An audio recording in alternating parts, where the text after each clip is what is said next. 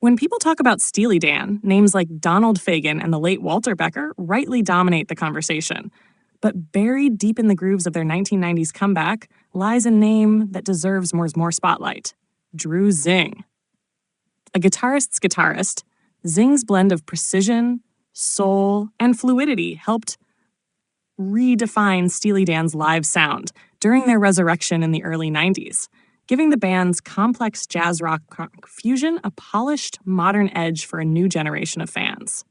Born with a name tailor-made for liner notes, Drew Zingg was already earning respect in New York's elite music circles before Steely Dan came calling. A graduate of the Conservatory of Music at Purchase College, Zingg was deeply trained in jazz, but far from boxed in by genre. He could weave seamlessly through blues, funk, soul, pop, and rock, making him a fretboard chameleon capable of elevating any musical context.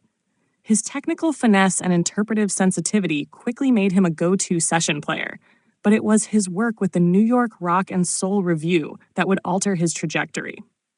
The Revue, an all-star project spearheaded by Donald Fagen in the late 80s and early 90s, assembled top-tier talent like Michael McDonald, Boz Scaggs, and Phoebe Snow.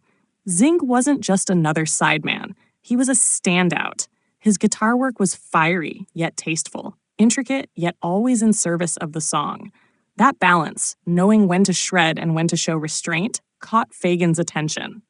And when Steely Dan decided to hit the road again in 1993, after a 19-year hiatus, Zingg was brought in as lead guitarist. Touring with Steely Dan is no ordinary gig. Their catalog is famously difficult: odd time signatures, jazz-rooted harmonies, and an uncompromising standard of precision. Zingg not only kept up, he soared. During the 93 and 94 tours, he reinterpreted classics like Reelin' in the Years, Kid Charlemagne, Peg, and Bodhisattva with both reverence and originality. His tone was warm and articulate, his phrasing lyrical, and his solos walked the line between composition and improvisation with confidence.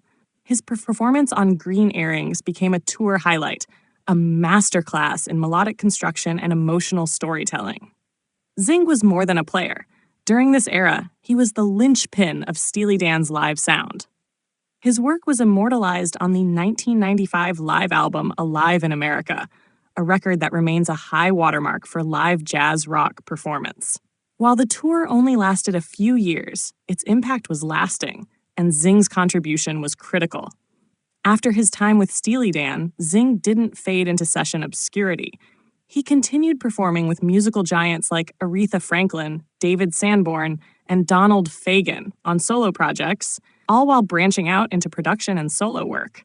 In 2012, he released his debut solo album, Drew Zingg, a project that showcased his jazz fusion chops, pop sensibilities, and love for groove-oriented arrangements. It's an album that rewards close listening, revealing a guitarist more interested in conversation than domination. While he may not be a household name, Drew Zing's fingerprints are all over some of the most challenging and beloved music of the late 20th century. He is a studio samurai, a live-wire improviser, and a rare breed of musician who could meet the perfectionism of Steely Dan head-on and still leave his mark. So the next time Bodhisattva kicks in, or you catch yourself grooving to Alive in America, listen a little closer. That's not just any solo. That's Drew Zingg, a quiet architect of sound, reminding us that sometimes it's the sidemen who build the entire cathedral.